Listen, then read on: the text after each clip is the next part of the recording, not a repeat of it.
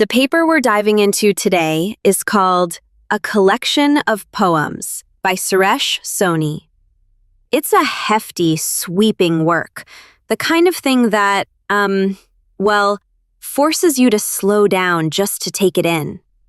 Been thinking, usually when we bring poetry into the mix, you sort of expect ornate language and heavy symbolism. But Soni, or Kali Kaivalya, which is his poetic name, he goes for something totally different. His writing is stripped down, almost elemental. Rivers, sky, silence, flame. Very simple on the surface, but Underneath, you get this, kind of layered depth, like every line is a rabbit hole.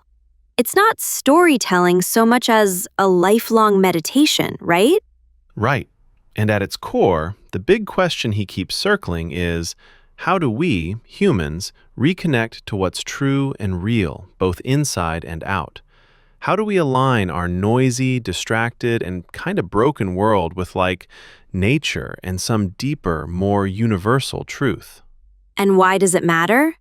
Because maybe, and Soni isn't shy about this, maybe poetry is the last real language left for the human soul. He sees the modern world as so automated, so distracted, drowned in digital noise, that poetry basically becomes a rebellion. His main argument is that to survive, poetry needs to reclaim its spiritual role, not about escape, but facing reality, looking inward to transcend the chaos outside. Which, by the way, is very rooted in India's spiritual traditions, like Vedic and Buddhist ideas.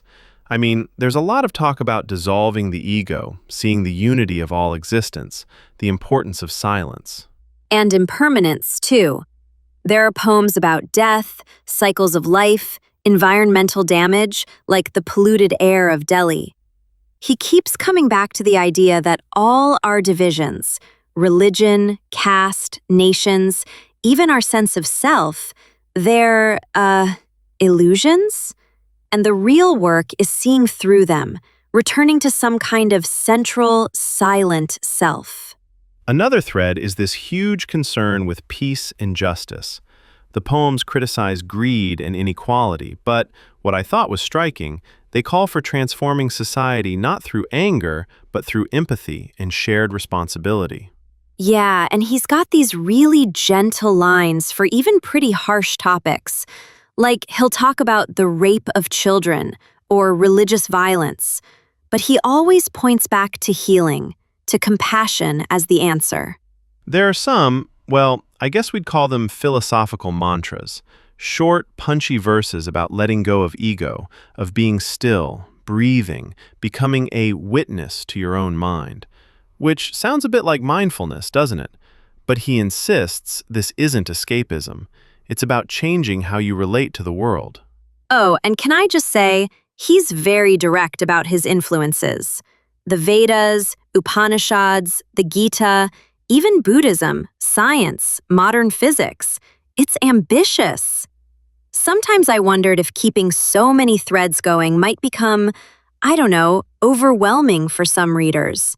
Like, if you're just looking for a love poem, you open this and suddenly you're contemplating the cycle of death and rebirth. Yeah, but maybe that's the point? Life doesn't fit into neat poetic boxes. Anyway, through all of it, he circles back to this. Truth isn't fixed. It's not owned by any religion or nation. It's something you experience, and it can be found by anyone willing to turn inward. So, for listeners, I think what Soni's saying is, we're not powerless or doomed. Change starts with silent, honest reflection, which then moves outward to how we treat each other, the earth, and, everything. Absolutely. And as with all research in poetry, Suresh Soni isn't laying down final truth. This collection gives us perspectives, insights to test for ourselves, reflect on, and adapt.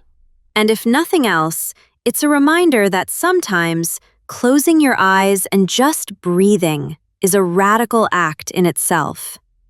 Gosh, I should probably try that more often. You and me both. Maybe after this, we'll actually do it. Or, just read a few more poems and get lost all over again. Wouldn't be the worst way to spend an afternoon.